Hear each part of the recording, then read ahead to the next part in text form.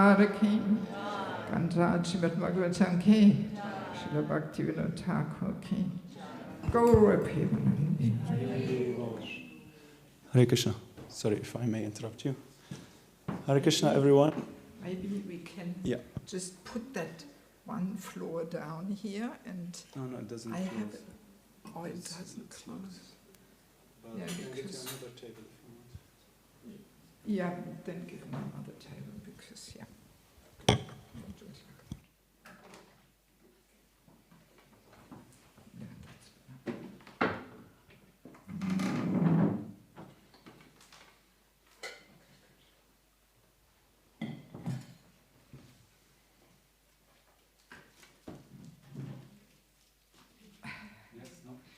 Not now. Thank you. Very thoughtful of you. Hare Krishna, everyone. We are very fortunate to have dear Devaki Mataji here with us today.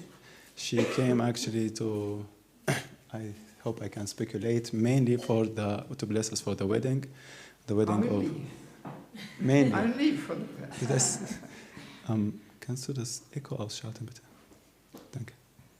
Mainly to bless us. So, and of course, if I want to give a short introduction about Devaki Mataji, and if you go online and you will find some biography about her, but I never read that, so we'll just say whatever we know from associating with her. And the first thing worth mentioning, Bhagavatam, third canto.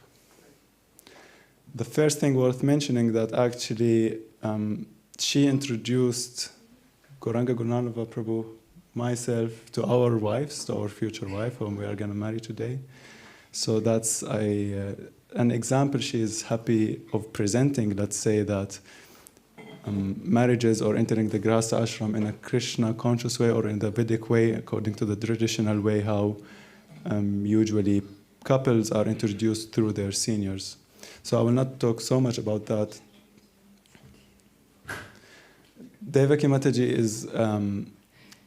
is a preacher, is a Vaishnava preacher and a missionary, you could say, that's traveling around the world since many years and spreading Krishna consciousness, mainly triggering the points also of the essence of the Vedic culture through her many books. She has 6 titles you should all take a look of: the spiritual culture, the false ego, sheltering relationships, entering the grihastha ashram, and more about the grihastha ashram of family life, secrets of success. Now I start cheating from here. And about the Varnaprastha ashram also. So those are like very essential topics which are being presented by her, and she's traveling around the books, around the world, distributing this knowledge and these books. So we are very happy to have her today.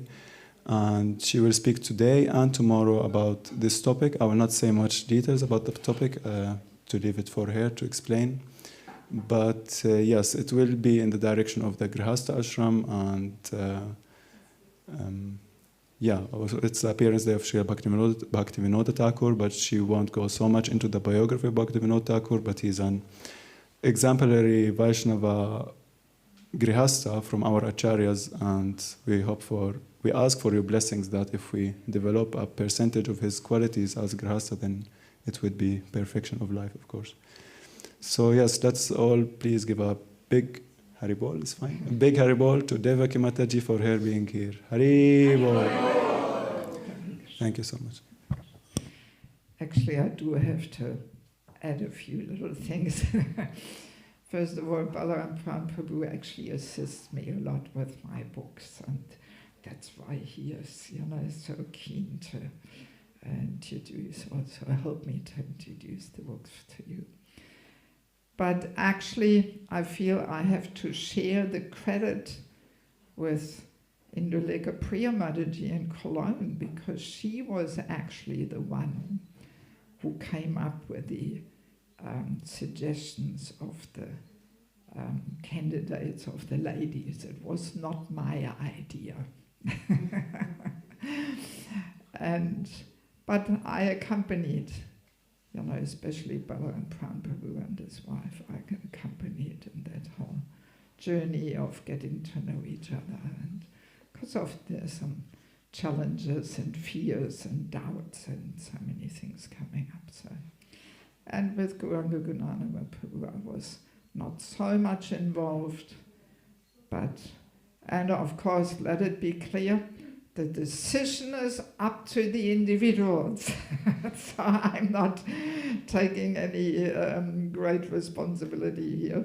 So I'm never telling people who to marry or not marry. I never say, oh, I think you should get married to this person. No. So I'm simply coaching them through the whole journey and helping people to make their own decision.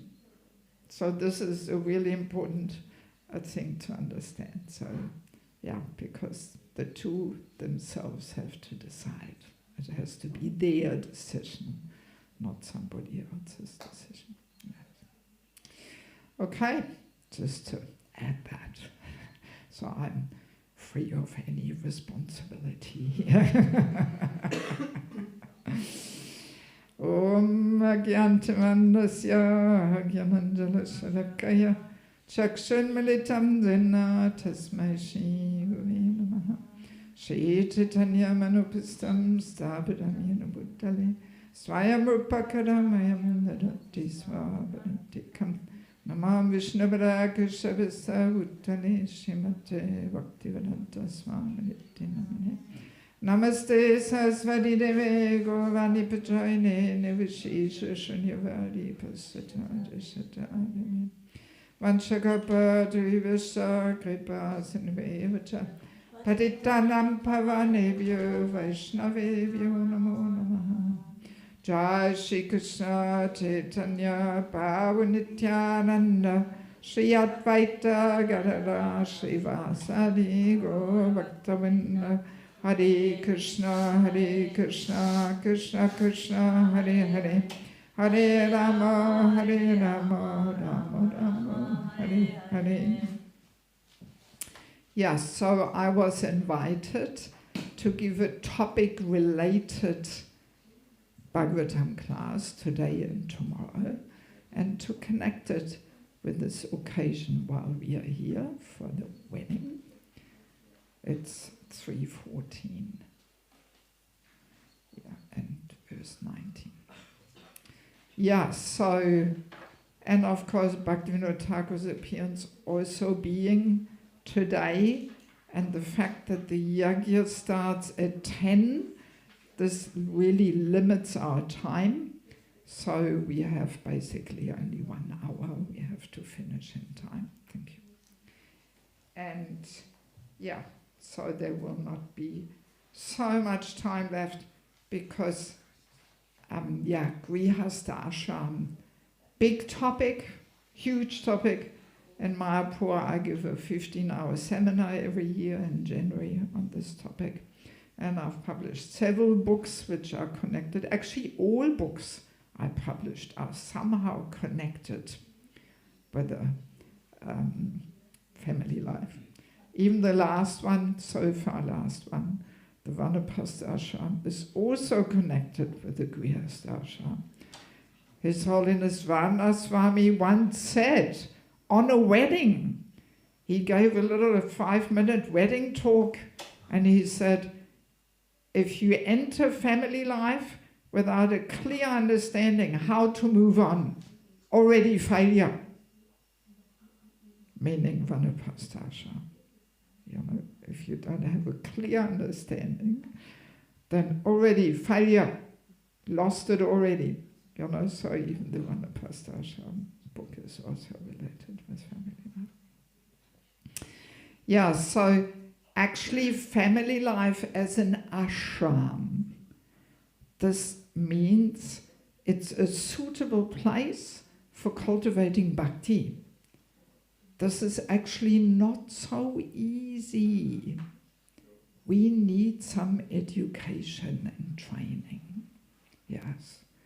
And many of us don't take so much education and training, and therefore family life is not really so molded that we can call it an ashram, a place for self-realization.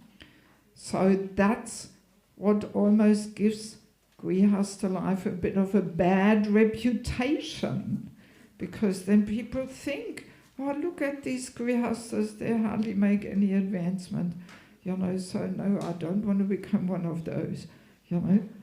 But no, the grihastha ashram is a perfect and such suitable place to make advancement. But it has to be an ashram. Yeah. And Bhaktivinoda Thakur's family life, of course, was an ashram. Even though he had so many seemingly worldly responsibilities too, he worked as a magistrate of Jagannath Puri. My goodness, you know, he was in charge of Jagannath temple there. So many things, you know, family, children, and writing books, my goodness, you know. But his family life was definitely an ashram, you know, definitely. Whereas most of our, you know, married devotees' family life, unfortunately, you can't call it like that. Not yet. We are not there yet. Yes. And I remember once when I was giving this 15-hour course in Mayapur, one devotee, he said, Mataji, actually, we are not even on the level of grihamedis, because grihamedis don't get divorced. They perform so many rules and regulations and duties and giving in charity, all that. They do it all nicely, but for the purpose of having an enjoyable family life, you know, for sense gratification. That's why they follow so nicely, not for bhakti. But they don't get divorced. And I thought, wow, yeah, good point. Good point. You know, we are not even on that level yet with our high divorce rate, you know. Yeah. Yeah, so these are just some introductory thoughts. And of course, to make our family life, to mold it into an ashram, it actually means it requires a lifestyle change. We have to transform our lifestyle, our habits. Oh, that's actually what the whole process of sadhana bhakti is about. That we give up the bad habits and accept good habits which are suitable for progress in devotional life. So it requires, you know, lifestyle change, habits to be transformed. And not only that, the main thing is that it requires a change of attitude. Yeah, a change of attitude. So it's very interesting to see that in a culture of sense gratification, where sense gratification is the overall goal in life, naturally, family life has a whole different purpose, outlook, you know, approach to it. But in a culture where self-realization and God consciousness is the goal in life, again, completely different outlook. And there we have to make some transformations, some paradigm shift. Yeah. And according to my humble understanding, it will take a few generations actually. Yes. Yeah, not so easy, not so quick, especially because we are surrounded by materialistic influences and propaganda. And this is also entering India now too. I spent 5 months per year preaching in India and Bangladesh. So India is becoming so materialistic, my goodness, you know. Yeah. Yeah, so this is a whole big topic. So I have chosen a verse which, yeah, Prabhupada's words are pretty strong. I hope we can digest it, swallow and digest it. I mean, yeah, let me say Prabhupada's books are really the law books for civilized humanity. That's what Prabhupada always said. Law books for the next 10,000 years.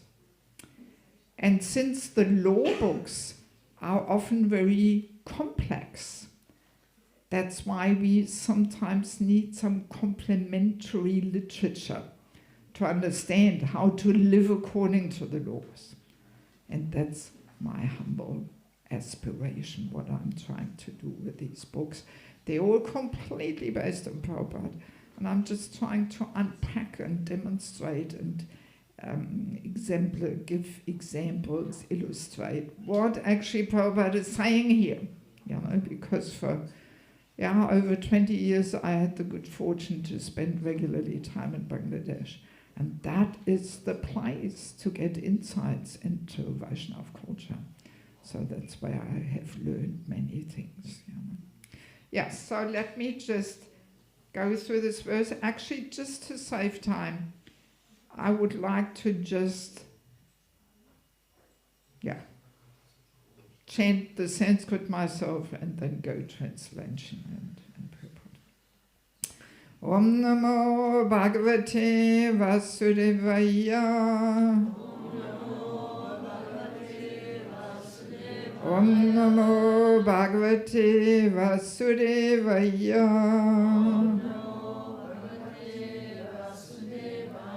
Om Namo Bhagavate Vasudevaya.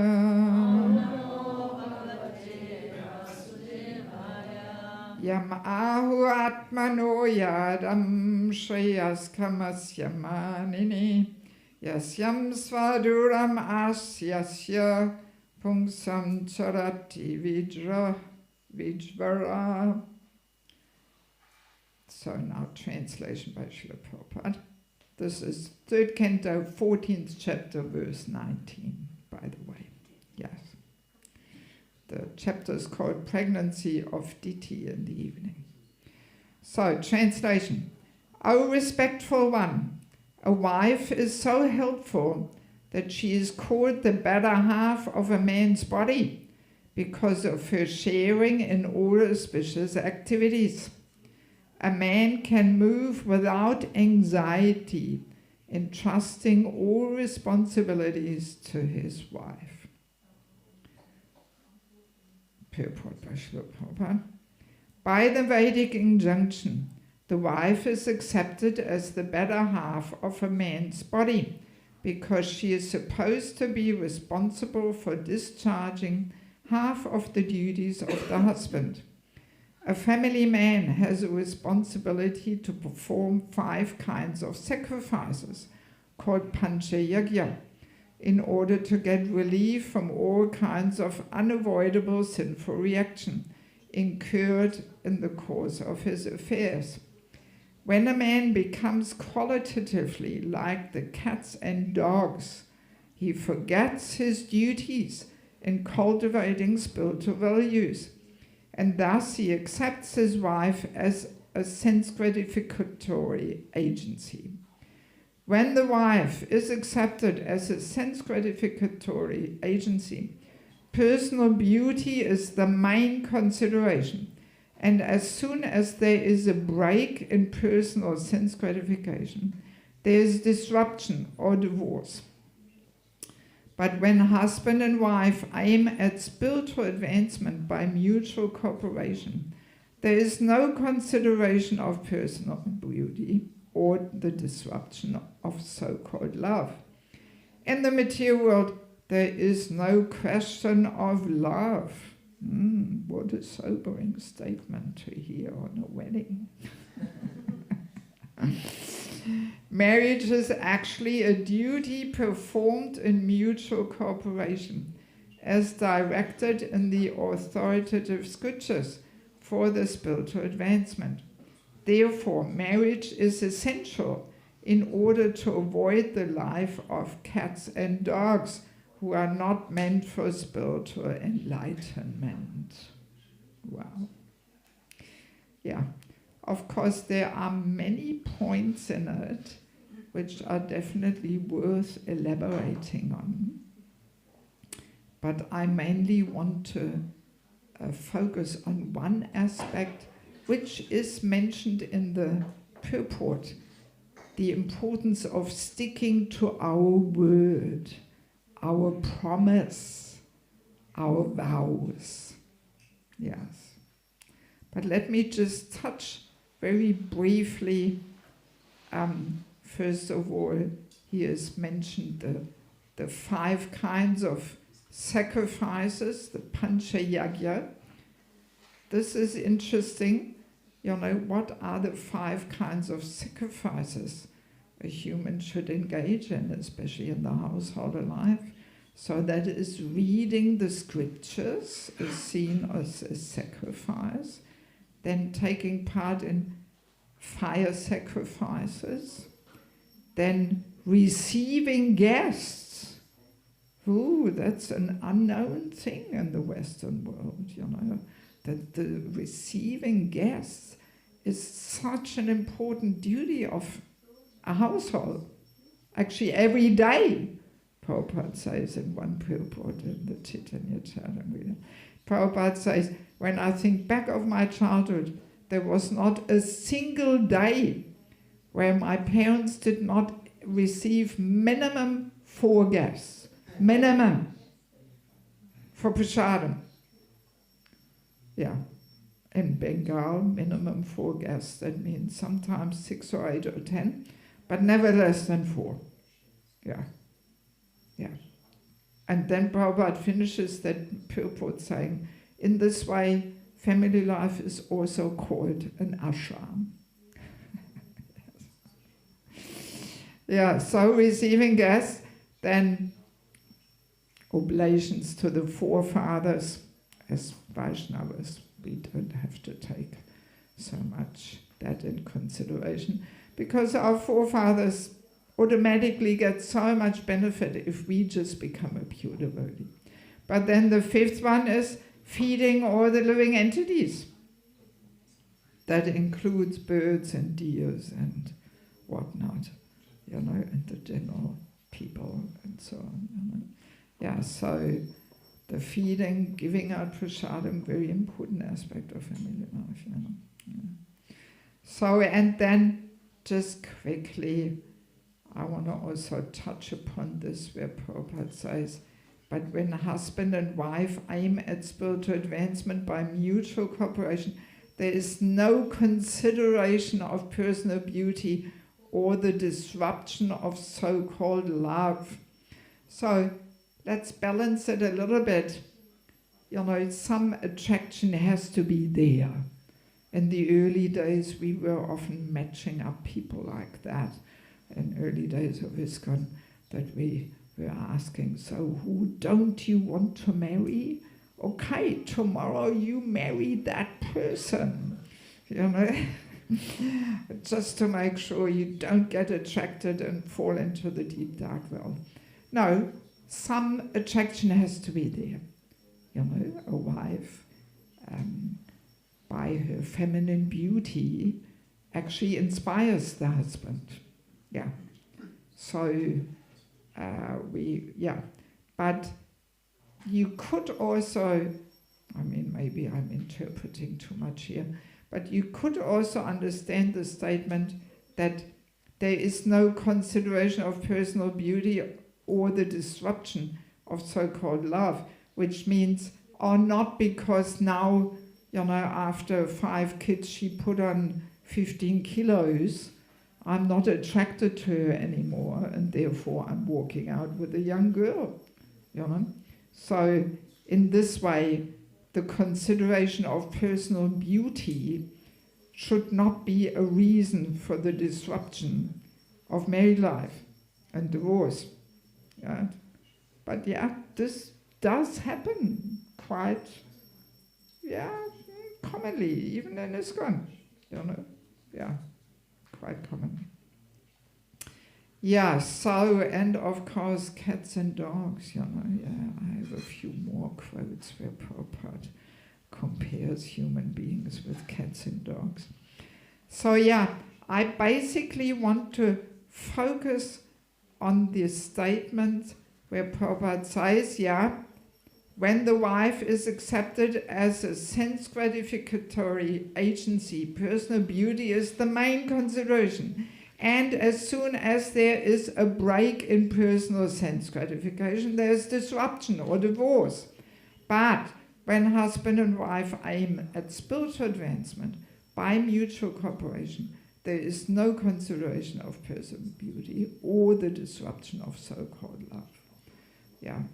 So these two sentences I kind of want to focus and just speak a little bit about the importance of sticking to our vows, our commitments. Yeah.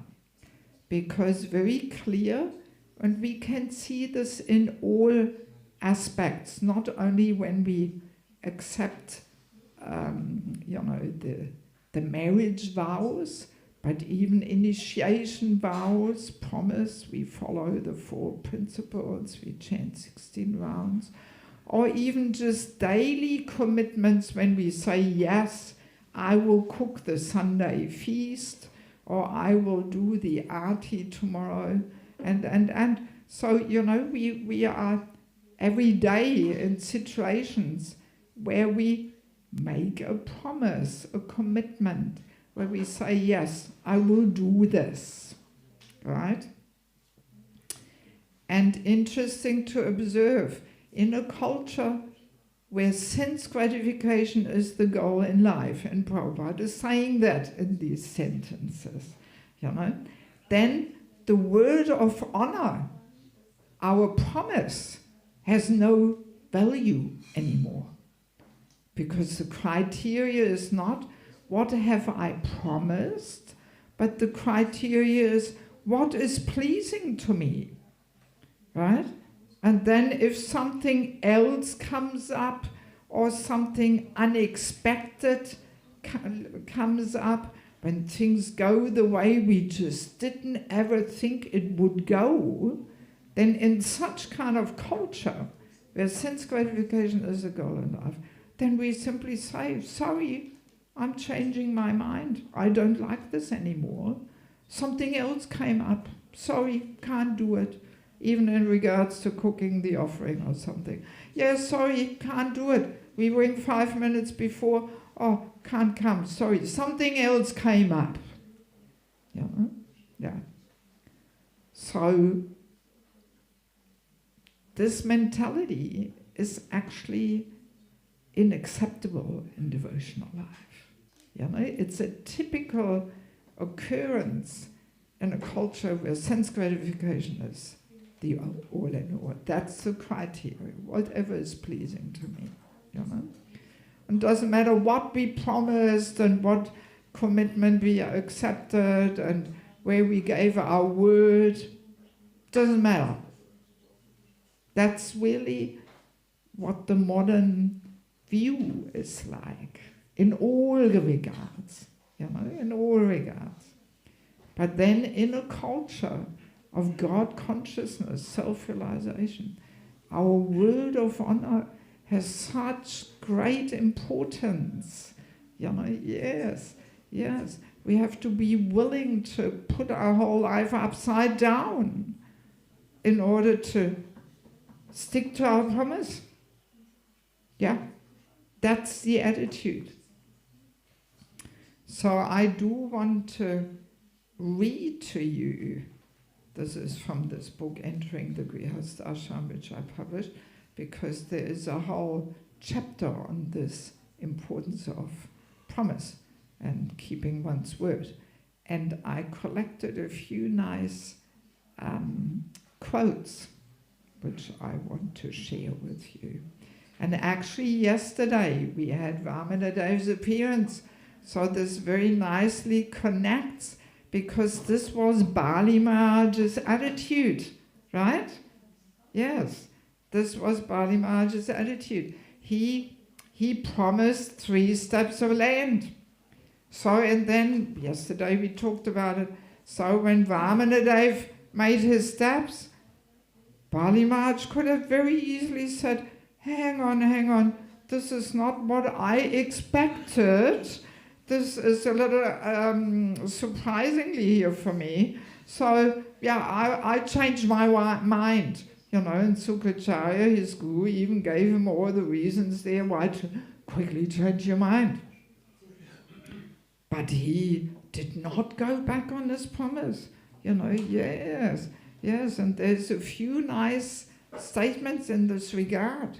So I want to read this to you. So there in 8th Canto, 20th verse, 3-5, he sang the following.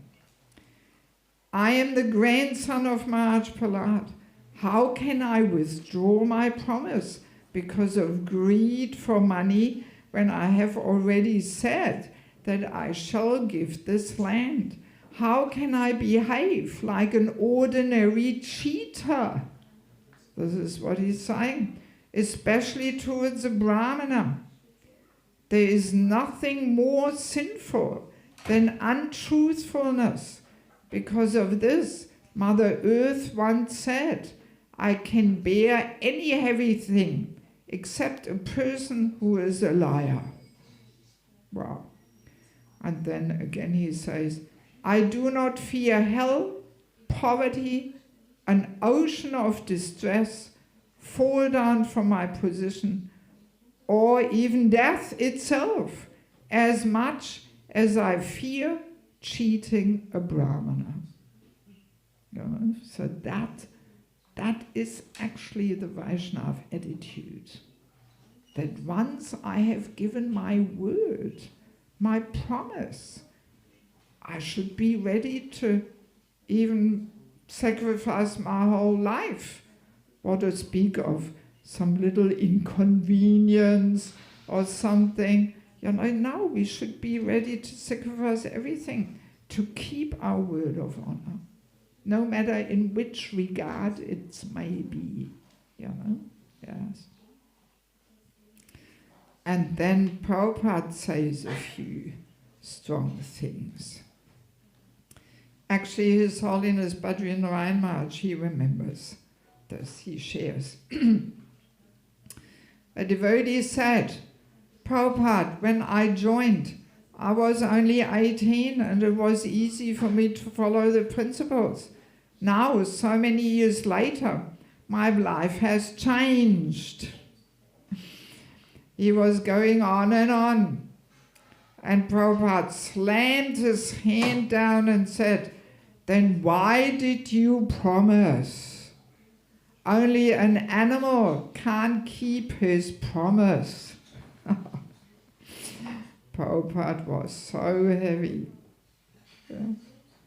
So this is such an important point for us to hear and cultivate. And then there was another situation on a morning walk.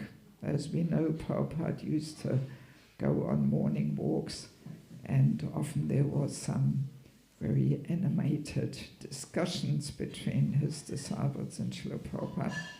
So one devotee says, did it also require determination to follow the tapasya? And Prabhupada answers, then if he cannot, then he is cat and dog. He is not human being. Why he should accept initiation? Let him remain a cat and dog. He promises to follow, and if he cannot follow, then he is nothing but cat and dog. In the court, they take promises that in the name of God, in the name of Bible, right? Yes. So it is in any culture where God is the center, right? They're the word of honor. We promise in the name of Bible, in the name of God, So that means he will speak the truth. Similarly, before the fire, before deity, before Guru, before devotees, he is promising something. And if he does not follow, then he is cat and dog. So heavy. He cannot advance. That is not possible. That is the distinction between cat and dog and human being. So then the devotee says, determination. And Prabhupada, cat and dog, they cannot promise. It is not possible, but a human being can promise. And if he keeps his promise, then he is human being. Otherwise, cat and dog. Word of honor. The cats and dogs, they have no sense of honor. Either you kick him or pat, he does not know what is the difference. That is cat and dog. He does not know the distinction. A human being knows what is promise, what is word of honor. Very strong, very strong point. Yeah. And I mean, we can say, let's, only if we have this mood in small things, can we ever get to the level of having this mood in big things. Right? Isn't it? Yes, yes.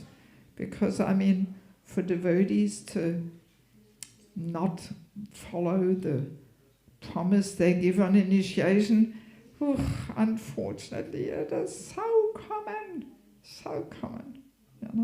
yes. That people stop chanting 16 rounds or they stop following the principles. And I mean, strictly speaking, even living together before marriage, before at least legal marriage, we are not following our promise, of no illicit sex life. Yes, we forget this here in the Western world because it is so common out there, Yes, but that already is, strictly speaking, it is not following our initiation vows. And we can see this was one of the things Prabhupada did very quickly, that he married all these hippie couples there when he started the movement. Yes, it was all a little pretty fast for them. But because they had so much faith and dedication and love for Prabhupada, they agreed, they agreed. Yeah. So because, I mean, in those days, in the hippie days, this was pretty radical for them. They probably had no intention, serious intention to even marry or something. It was just not the mood in the hippie days to be married, Yes. But Prabhupada very quickly, I think Mukunda, Maharaj and Janaki, they were the first couple he married, and and so many others followed. Just because Prabhupada wanted to set the grounds, the foundation to human life, yes, to get off the platform of cats and dogs. So that's why he got everybody married, Yeah. Actually, the other day I was watching one of the Remembering Srila Prabhupada movies, and there one of his young followers, he asked, so what will happen in the world if everybody becomes a devotee? They all join ISKCON. And then Prabhupada laughingly says, there will be no more hippies. They were all giggling and laughing, cracking up laughing. It was fun. Yeah, so in any case, it was a thing Prabhupada did very quickly. And then, of course, unfortunately, many of these couples didn't stay together. And Prabhupada got a little disappointed and frustrated. And then he actually stopped getting even involved in suggesting who should marry whom and so on, because he could see, we are not on that level to even follow our marriage vows. Which, for somebody like Prabhupada, coming from India, it must have been a shock, actually, because in those days it was unheard of, unimaginable that people would get divorced, Now in India, divorce rate is increasing. Oh my God. Yes.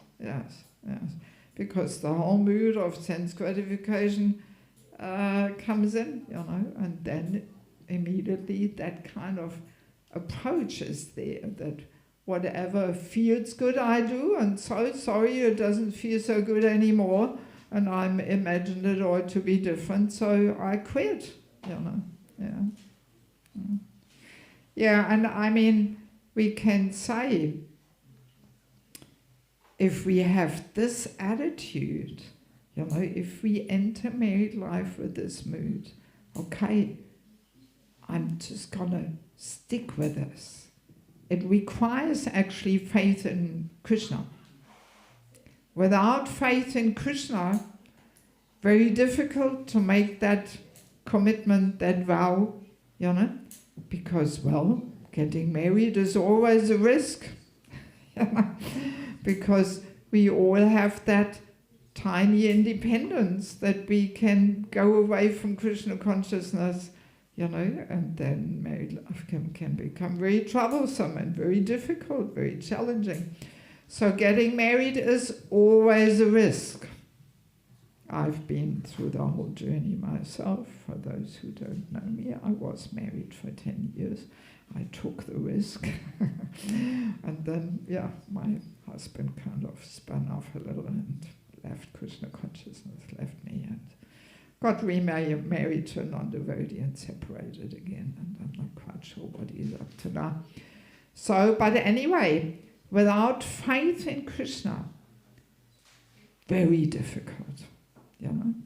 But we have to have that faith in Krishna, that this is Krishna's arrangement. My spouse is Krishna's gift to me. This is what I deserve. After all, not a blade of grass is moving without Krishna's arrangement. So especially if we tried our very best to do things according to Krishna's recommendation, that we get the help of senior devotees who maybe recommend, why don't you two get to know each other and see if you match? And it's a whole different approach, rather than just going somewhere on some parikramas or Rath Yatra, and oh, I met somebody there, and oh, this looks really so nice, and oh, I'm all in love, and so that is the way we should not enter, simply because we have immediately the pink glasses on. You know, we all fall in love, even though Prabhupada says there is no question of love in the material world. So we fall in lust. This is more realistic from a spiritual point of view.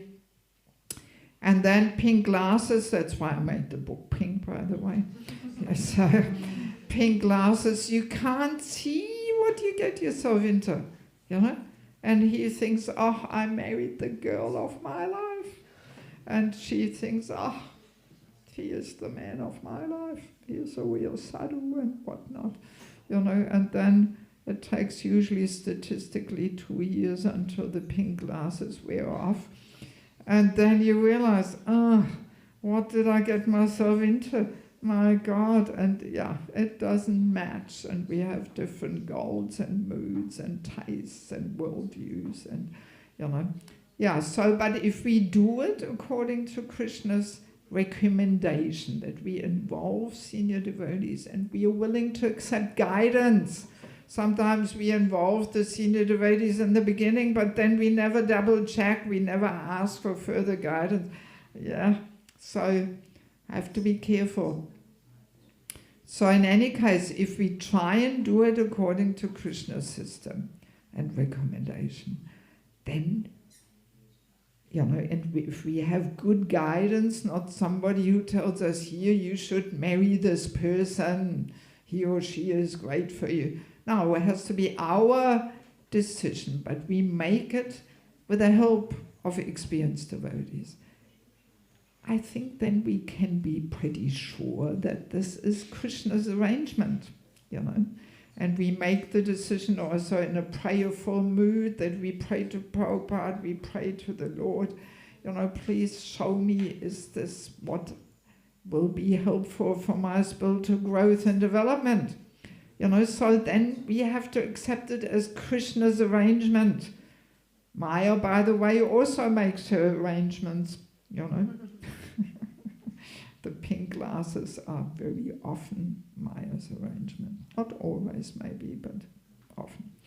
So, but in any case, whatever decision we made through Krishna's arrangement, Maya's arrangement, there should be this commitment. Okay, that's it. I somehow have to make this work. Yes, yes. I can't just throw in the towel, how we say in Australia. You know, we just can't just say, drop it and walk out with somebody who offers a more pleasing situation or something. No, this is really not the Vaishnava mood. You know, the Vaishnava mood is okay. Somehow I cooked this porridge here for myself, so now I have to stick with it. I have to eat it. I have to work through this. You know, and this is of course always more challenging. You know, just to leave and quit, this is always the easy situation out. You know, but to actually take it as a challenge for purification, that's when we get so much purification. When we are willing to introspect and reflect and work on ourselves and accept guidance. That's where the purification lies. Because we so often hear, yes, in Krishna consciousness, made life is all for purification.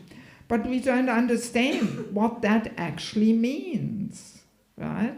So it means we have to work on ourselves, because the other person acts like a mirror and reflects our behavior completely, you know. And yes, in family relationships there is so much purification happening. If we take it in this way, as an opportunity to reflect, introspect, accept guidance, and work on ourselves, rather than blaming the other person.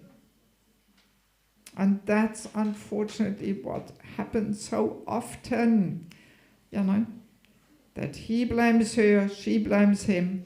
No, both sides don't want to reflect and work on themselves. And then, of course, nothing improves. And plus, we're missing out the purification. Yes, yes. So that is connected with the topic of false ego. The false ego makes us blame everybody else in the situation. And just to give us the feeling, yes, I'm okay, I'm right, I'm doing everything nice, it's all the other persons. You know, so false ego is a whole separate topic. There is a book. So that's also connected with family life as well, you know.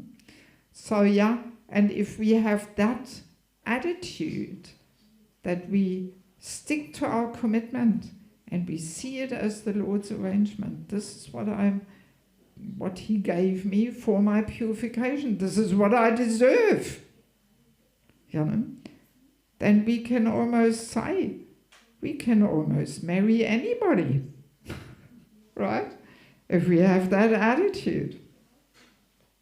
And that was the attitude in former times, you know? Yes, yes, yeah. The old generation people in India, Bangladesh, you know, they grew up like that, you know, that even though there was so many challenges and so difficult, but they stuck with it because they had that faith in the Lord and they wanted to follow their promise, their word of honor, you know. So they would have never thought of just walking out and getting together with somebody else or something. Would have been unimaginable, you know. So yeah, if we just had that attitude, then we could almost marry anybody. But because we are so far away from that attitude, you know, that's why we have to be very careful. And I mean, also in former times, the matchmaking was very good in India, you know. There's also another nice quote which I put on the back of the book here. There it is from 3rd Canto, 24th chapter. Prabhupada says, The daughters should be handed over to the respective rishis, not blindly, but according to the combination of character and taste. That is the art of combining a man and woman. Man and woman should not be united simply on the consideration of sex life, meaning beauty, attractiveness. There are many other considerations, especially character and taste. If the taste and character differ between the man and woman, their combination will be unhappy. Yeah.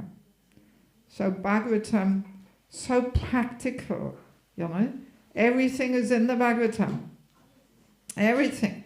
But because it's spread out over 12 cantos, you know, people often miss it.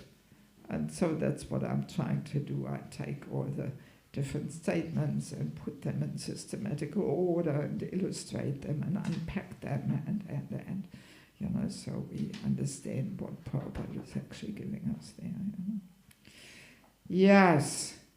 So yeah, let us, and especially for our two couples who are getting married today, please take this very seriously, this importance to stick to our commitment.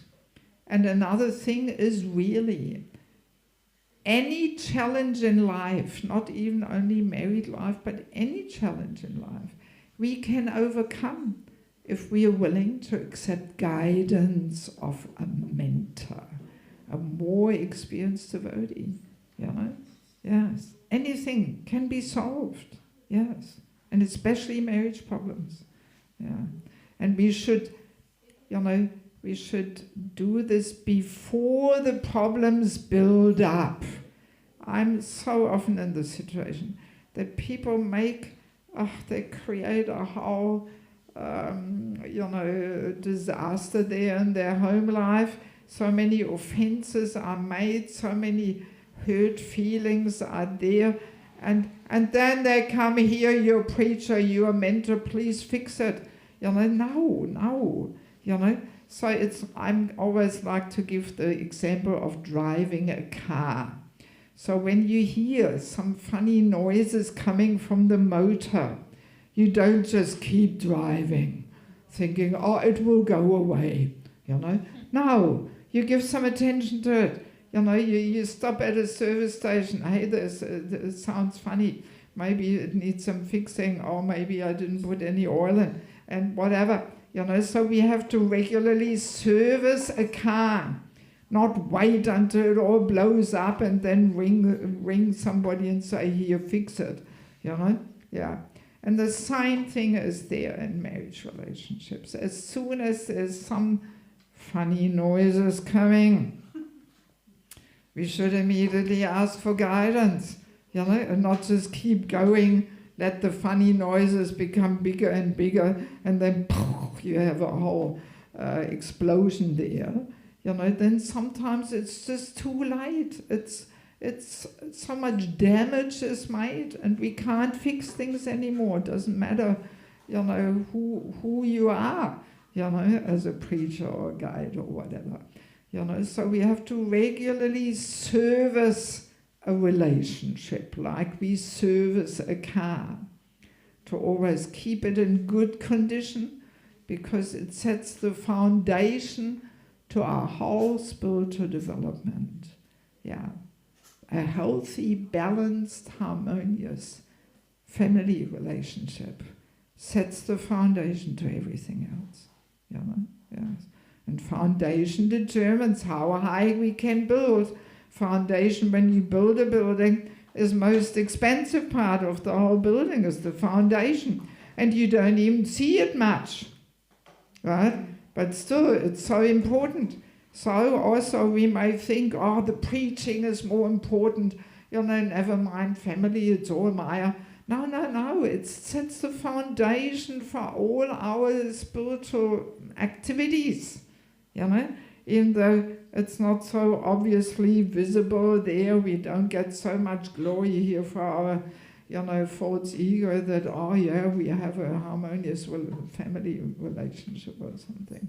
you know, but it sets the foundation. It has to be well balanced, you know. Yeah. All right, time is up. So many more things to say. But we have another session tomorrow.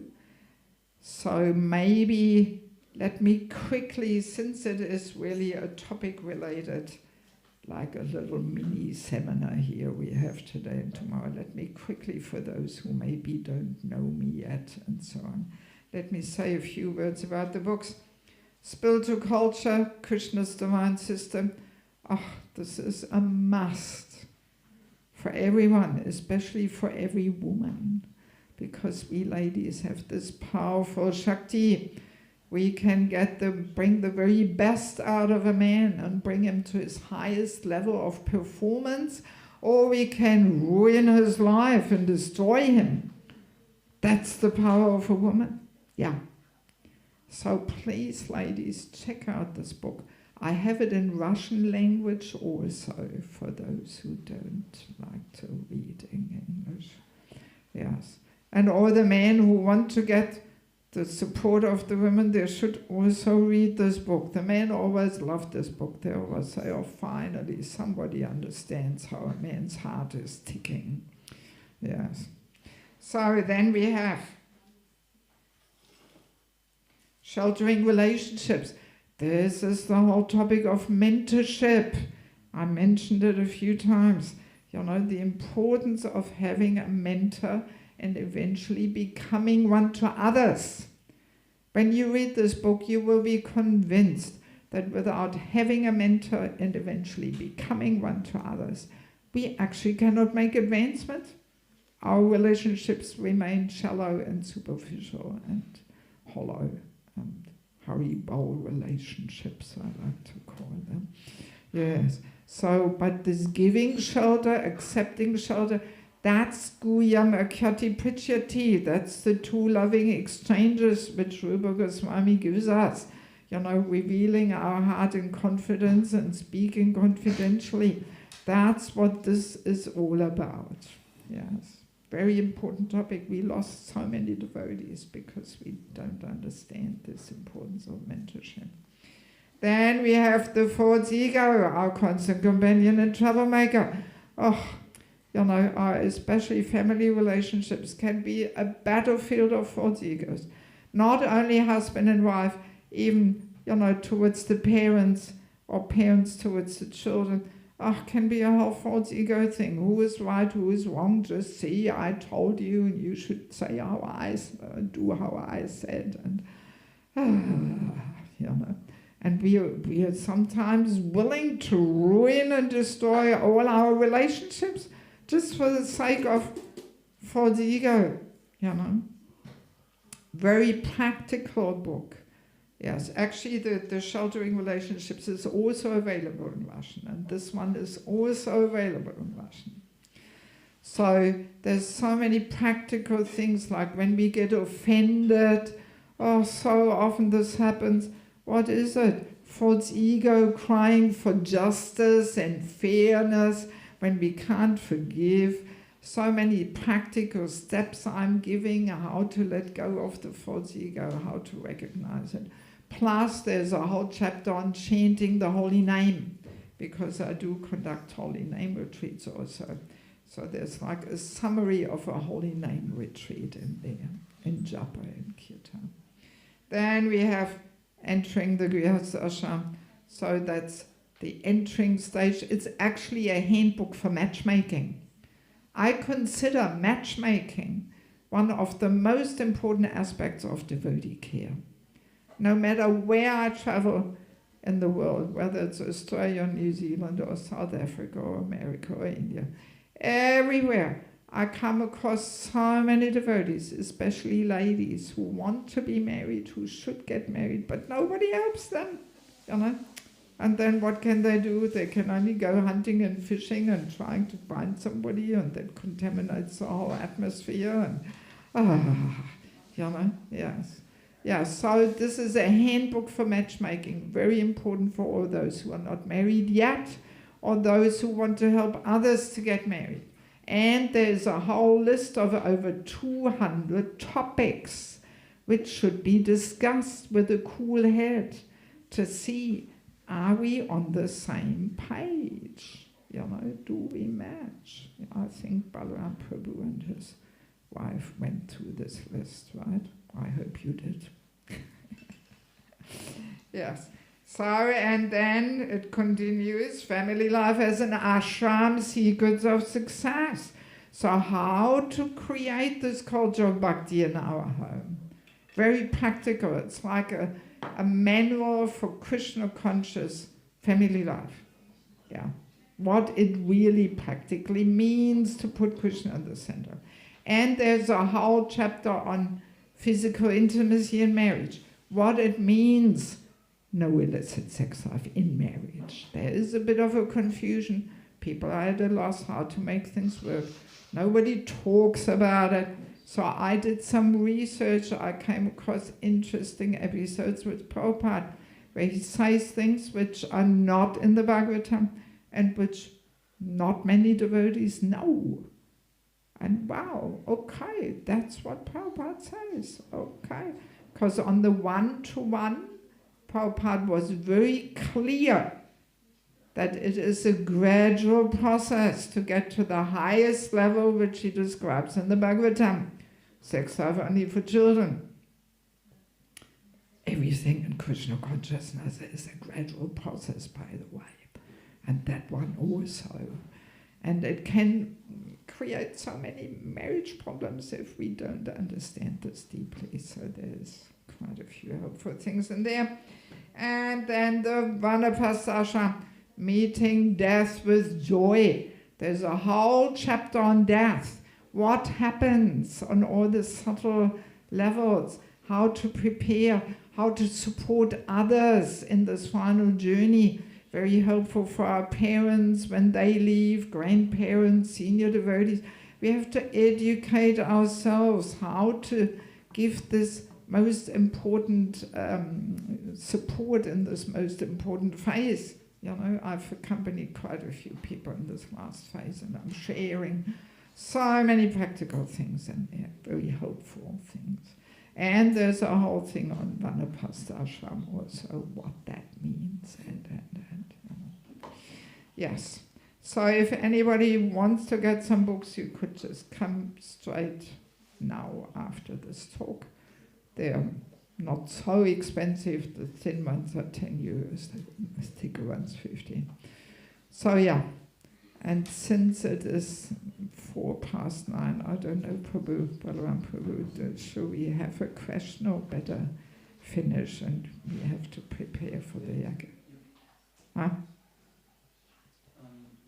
Maybe if somebody has questions, maybe you could approach Devaki Mataji directly after the lectures. Yeah. We could have a session there in the corner, and you could all approach Devaki Mataji and make your questions. Yeah. Good idea. Okay. So whoever has questions, I'll be there. Just for those of you who don't know, Devaki Mataji is very happy to give guidance and long personal talks, so don't feel shy generally, either now or during the day. Go to her, ask her for advice, ask her anything you want. Thank you. Okay. I'm here to serve you all. That's why I came. Okay, thank you so much for your kind attention, and tomorrow we continue on other aspects. Srila Prabhupada ki, Samaveda Bhaktivinoda ki, Gaura Premanandi.